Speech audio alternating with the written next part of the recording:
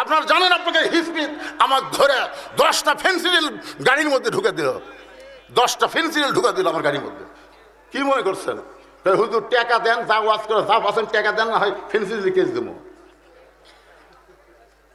আমরা যে কত বিপদে ছিলাম, তদন্ত না করে খালি দোষ দেন, তদন্ত না করে দোষ দেন নাকি জানেন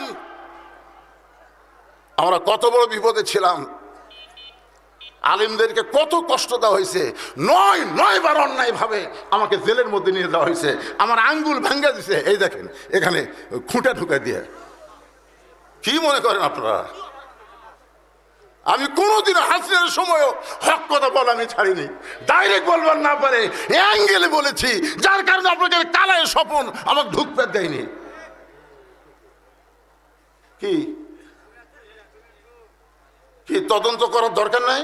অজগিবে হুজুরদের দোষ দেন।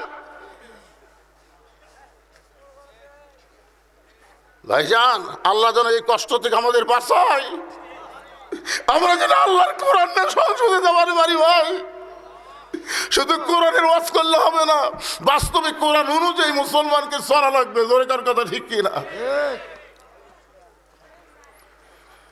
একটু মনোযোগ দিয়ে শোনেন।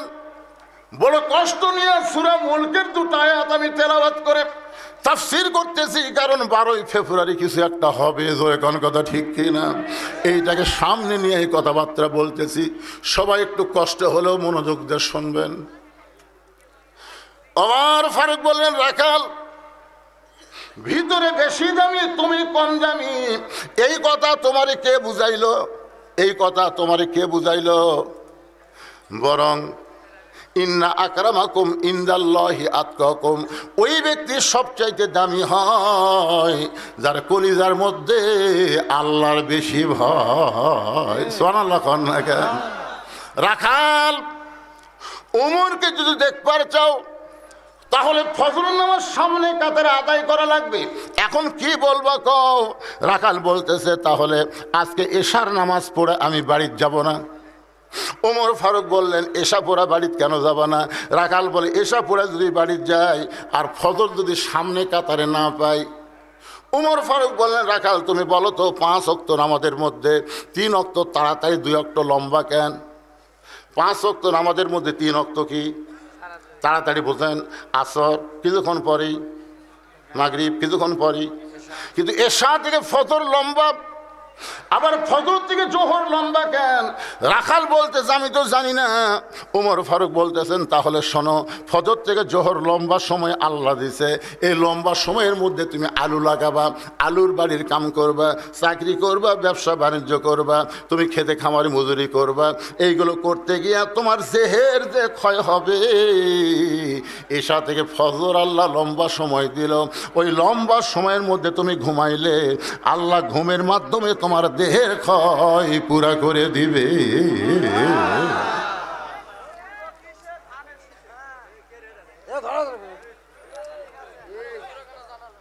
আরে বাবা, জাকি দাও, ধানের শীষ খারাপ। ধানের শীষ খারাপ। শহীদ জিয়া যেদিন দুনিয়া থেকে বিদায় নিল, প্রেসিডেন্ট জিয়াউর রহমান যেদিন দুনিয়া থেকে বিদায় নিল চিটাগাং সার্কিট হাউসে, আপনারা তার খবর জানেন? ওনার দেহের পাশে একটা বিপকেস পড়েছিল, একটা বিপকেস।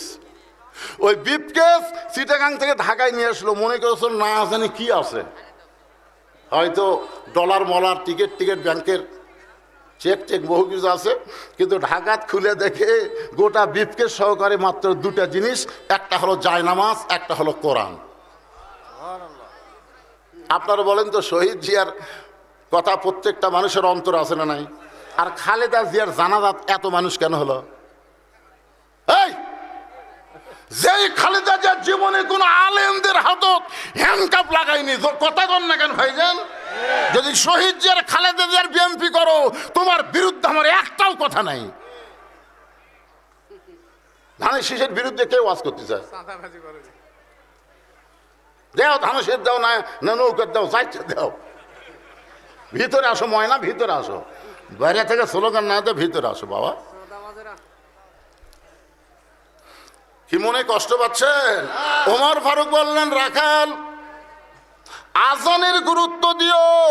5 ওয়াক্ত নামাজের মধ্যে সবচাইতে গুরুত্বপূর্ণ আজান কোনটা? সবাই কর না কেন? 5 ওয়াক্ত নামাজের মধ্যে সবচাইতে গুরুত্বপূর্ণ আজান হলো ফজরের আজান।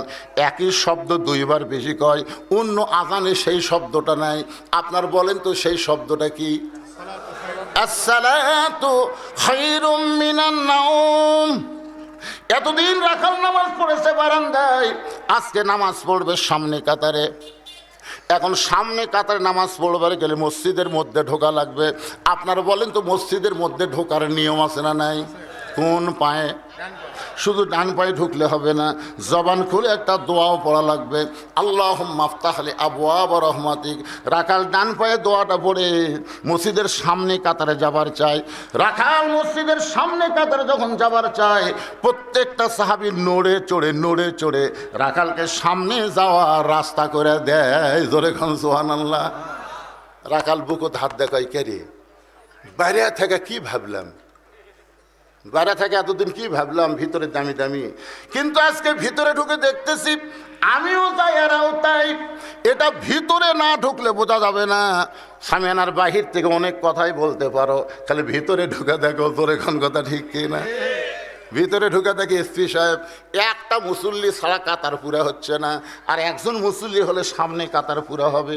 এসপি দেখতেছে এখানে কেউ নাই, তাকে দেখে মসজিদের দরজা চৌকিদার খাড়া আছে। এসপি ডাকতেছে, আয়। চৌকিদার বলে, না স্যার, না স্যার আপনি এসপি, আমি চৌকিদার। এসপি কয়, পাগলা ওটা বাইরের কথা রে। চৌকিদার ভয়ে যখন আসেই না, এসপি নিজে জায়গা ছাড়ে দৌড়ে যাওয়ার হাত কে তখন ডাকি দিতে চৌকিদারকের হাত ধরে নিয়ে এসে নিজের কাছে খাড়া করছে। চৌকিদার ভয়ে 4 আঙুল, পিছনে যাস কেরা, কাতার বুঝিস না, আমার পায়ের গোড়ালির সঙ্গে গোড়ালি মিল কর রে। চৌকিদার বলে, স্যার আমার পায়ের গোড়া ফাটা, আপনার তেল তেলা, যদি মিল করবে যে ঠোকা লাগলে কে পাগলা, তুই চৌকিদার আমি এসছি, তো কে করছে ওটা বেড়ার কথা, আমরা 2 ভাই। এসপির কাছে চৌকিদার দাঁড়ায়, চোখের পানি বের করে বলে, আল্লাহ ভিতরে এত শান্তি, এইটা বাহির থেকে বোঝা যায় না। এই কারণে আল্লাহ বলেছেন, উদখুলু ফিস-সিলমি কাফা, পুরাপুরি ভাবে ইসলামের ভিতরে আসো, কোনো দ্বন্দ্ব থাকবে না, সবাই ভাই ভাই হয়ে যাবে। জোরে বলেন কথা ঠিক কি না? রাখাল যাইতে একেবারে সামনে কাতারে মেহরাব বরাবর, উমরকে দেখতে যেন কোনো অসুবিধা না হয়, একের সামনে কাতারে মেহরাব বরাবর দাঁড়ায়া রাখাল 2 রাকাত সুন্নত নামাজ আদায় করছে। ফজরের আগে 2 রাকাত সুন্নত আছে না নাই? আল্লাহ রাসূল বলেছেন, আসমান জমিন বিক্রি করলে 2 রাকাত সুন্নতের দাম দেওয়া যাবে না, এত সওয়াব ফজরের 2 রাকাত সুন্নতের ভিতরে। জোরে কান সুবহানাল্লাহ।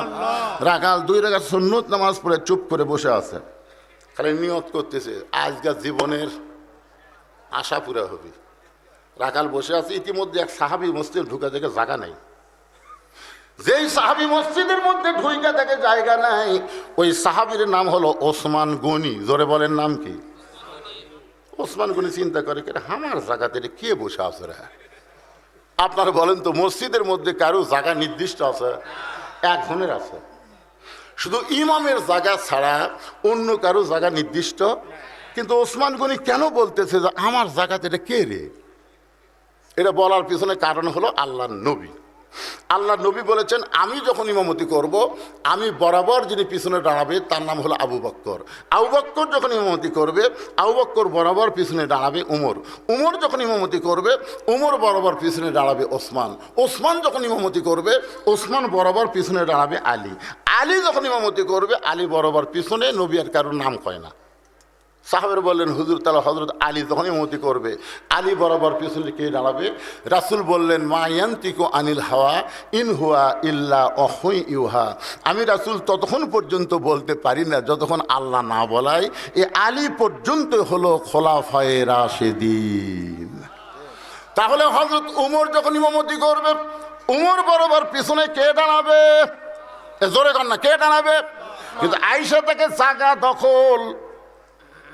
খুতবার মধ্যে ইমাম সাহেব আপনাকে শোনায়, আল হায়াউন ওসমান অত্যন্ত শরমান্দে ছিল। যে ব্যক্তির শরম বেশি তাই কিন্তু তোমার নরম বেশি। চিন্তা করতে যে বসেই তখন গেছে, দেখি তো তার কাছে কোনো জায়গা আছে কিনা। আইসে দেখে রাখালের পাশে একজন নামাজের জায়গা ফাঁকা আছে। ওসমান গুন এই ফাঁকা জায়গায় দাঁড়িয়ে 2 রাকাত সুন্নত নামাজ পড়ার পরে রাখালের দিকে 3 বার তাকাছে। কয়বার?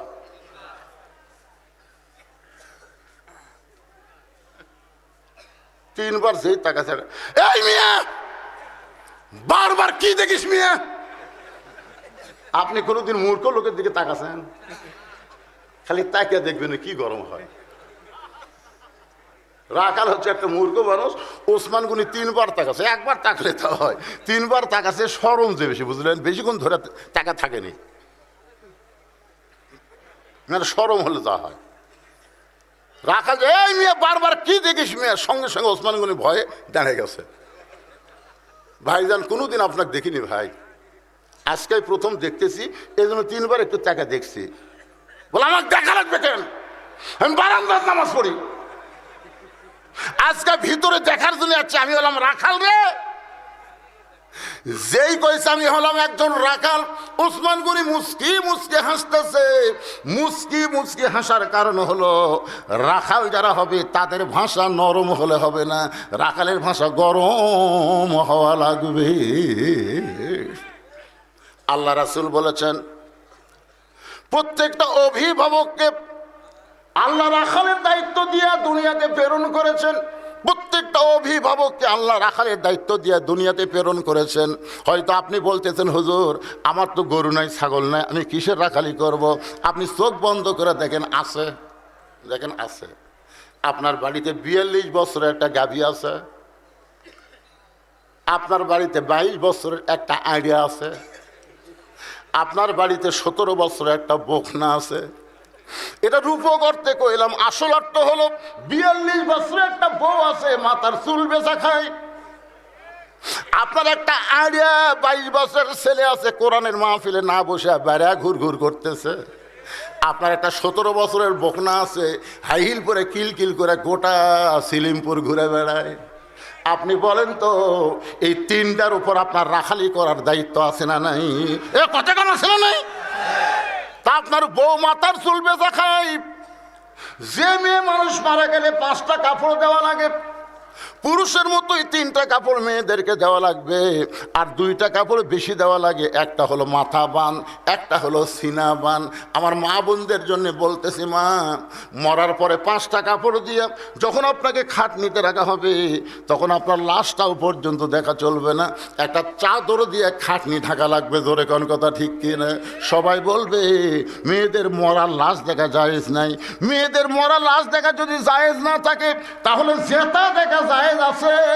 এই কারণে আল্লাহ বললেন অকরনা ফি বুয়ুতিকুন্না ওয়ালা তাবাররাজনা তাবাররুজাল জাহিলিয়াতিল উলা।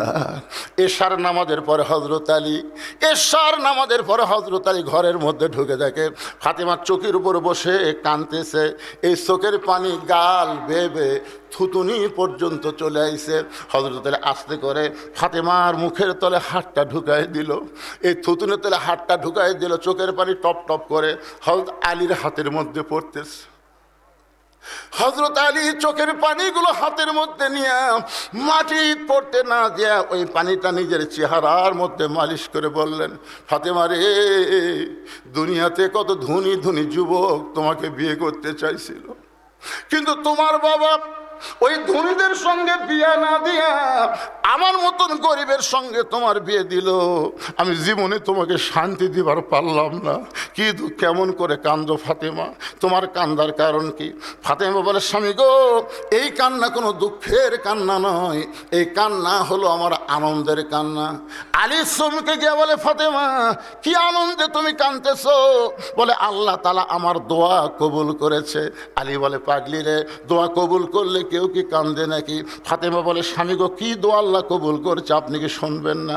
আলী বলে, ফাতেমা কি দোয়া আল্লাহ তোমার কবুল করেছে? ফাতেমা বলতেছে, আল্লাহ পর্দার মধ্যে আমার মৃত্যুর দোয়া কবুল করেছে। আলী বলতেছেন, ফাতেমা যে সারা জীবন পর্দা করলো তার মৃত্যু তো পর্দার মধ্যেই হবে, তাহলে কান্দার কারণ কি? ফাতেমা এবার দাঁড়িয়ে গিয়ে স্বামীকে বুকের মধ্যে নিয়ে গালে একটা চুম্বন দিয়ে বলে, স্বামী গো, সেই মৃত্যুর দোয়া আল্লাহ কবুল করেছে, মৃত্যুটা কবে হবে এইটাকে আপনি শুনবেন না? আলী বলে, পাগলি রে, মৃত্যুর কথা দুনিয়ার কোনো মানুষ বলতে পারে না, মৃত্যুর কথা দুনিয়ার কোনো মানুষ বলতে পারে না। ফাতেমার স্বামীর বুকের মধ্যে মাথা ঢুকায় বলে, স্বামী গো, কিছুক্ষণ আগে আল্লাহ পাক আমাকে জানাইছে আজকে রাতের বেলায় আমার মৃত্যু হবে। ওকে স্বামী, 6 মাস আগে আমার বাবা দুনিয়া থেকে বিদায় নিয়েছে। আমার হাসান হোসেন সকালবেলা বাড়ি থেকে বের হয়ে যায়, সারাদিন নানা নানা বলে কান্দে। বিকেলবেলা যখন এসে বলে, মা আজকে আমরা 2 ভাই কান্দে কান্দে নানারে খুঁজে পাইলাম না। আমি বলি, বাবা আগামীকাল খুঁজো, আগামীকাল বাবা। এভাবে 6টা মাস হলে আমার 2টা সন্তান নানারে খুঁজতেছে। আমি এখন পর্যন্ত বলতে পারিনি তোমাদের নানা দুনিয়া থেকে বিদায় নিয়েছে। আজকে যদি রাত্রেবেলা আমি চলে যাই, আমার হাসান হোসেনের কি হবে? এই চিন্তায় চোখ দিয়ে আমার দর দর করে পানি পড়তেছে। ওগো স্বামী, নানা চলে গেছে, মা চলে যাবে, আপনি ওয়াদা দেন আমার 2টা বাচ্চারে আপনি কষ্ট দিবেন না। আমার হাসান নবী কল আল্লাহর নবীর মতো, ওর জন্য কোনো টেনশন আমার হয় না। কিন্তু আমার হোসাইন এত জেদি গো, এই হোসাইনকে আপনি কষ্ট দিবেন না। আপনি নানার মতন মায়ের মতন কে আদর করতে পারবেন না। এই কথা শোনার সঙ্গে সঙ্গে হযরত আলী ঘরের মধ্যে পড়ে যায়। ঘরের মধ্যে যখন পড়ে যায়, ফাতেমা আস্তে করে চোখের পানি মুছে স্বামীর মাথাটা উরাতের মধ্যে নিয়ে কপালে একটা চুম্বন দিয়ে বলে, স্বামী গো, এমন করে আপনি কেন পড়ে গেলেন? আপনি কি জানেন না এই দুনিয়া থাকার জায়গা না, এই দুনিয়া থাকার জায়গা না।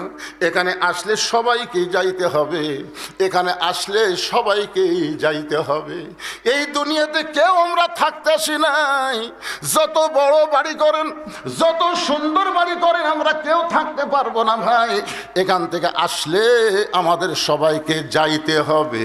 জোরে কোন আসলে? বলতেছেন না যারা, থাকবেন, তাহলে সবাই জবান খুলে বলেন, আসলে। যদি যাইতে হয়, একটা গজলের মধ্যে বলেছেন, কিন্তু যেদিন দাগ পড়িবে কবর মাঝে যাইতে, জোগাড় কিছু করছো বন্ধু তার মাঝে বিছাইতে। আমাকে বলেছিল, হুজুর আপনি ওয়াজ শুরুর আগ দিয়ে একটু গামছার টাকা আদায় করে দিবেন। আমি চিন্তা করলাম, বহুদিন পরে আমি আসলাম, একবার তো আসবার পারি নাই, আবার আজকে এসেই যদি আমি বলি ভাই মাদ্রাসার গামছার টাকা দেন, আপনাদের মনে কষ্ট হবে। এদিন ওয়াজের মিডল পয়েন্টে আমি আরও 1 ঘন্টা ওয়াজ করব, অসুবিধা আছে? ধরে এখন অসুবিধা আছে, কিন্তু শুধুমাত্র 10টা মিনিট এই মাদ্রাসার জন্য একজন উঠবেন না। আমার কলজা ভরে গেছে, বহুদিন পর আপনাকে এলাকায় এসে আমি কোনো মানুষ ওটা দেখিনি, 2-1 উঠে গেছে, ওরা আবার পরে এসে বলছে। আমি দেখি খেয়াল করো, ওই লোকটা কি করে, দেখি সাইড মারে আবার এসে বলছে, তার মানে কুড়ি গেছিল।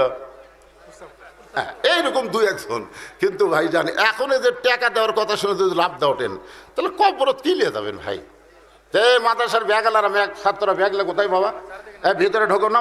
10 মিনিটের মধ্যে তার উপরে 1টা মিনিটও কোনো কথা হবে না। আল্লাহর রাস্তায় বসে থেকে